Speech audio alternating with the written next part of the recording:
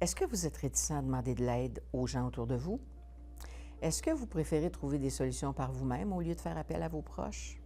Il y a un adage qui dit qu'on n'est jamais mieux servi que par soi-même. Ça peut être vrai dans certains cas, mais n'oublions pas qu'en tant qu'être humain, on dépend aussi des autres et on a besoin des autres.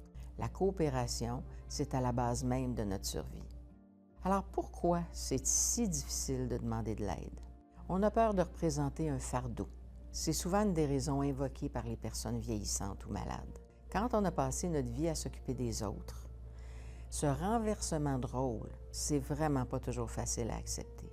Demander de l'aide, ça peut aussi être la concrétisation d'une perte d'autonomie, qui souvent est synonyme de perte de dignité, de perte de contrôle sur sa vie. Il peut y avoir une forme de colère, une forme de honte à avouer que certaines tâches sont plus aussi facilement faisables.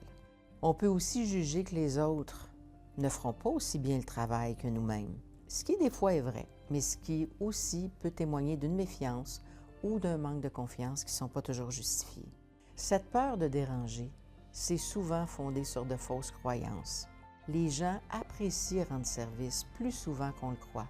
Rendre service, là, ça donne du sens à notre existence, ça nous fait sentir utile.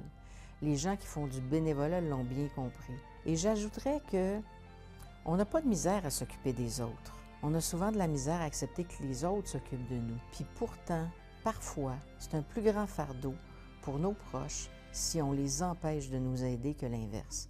Alors, donnons-leur cette chance-là au grand bénéfice de tout le monde. Pour en savoir plus, consultez aufildutemps.québec.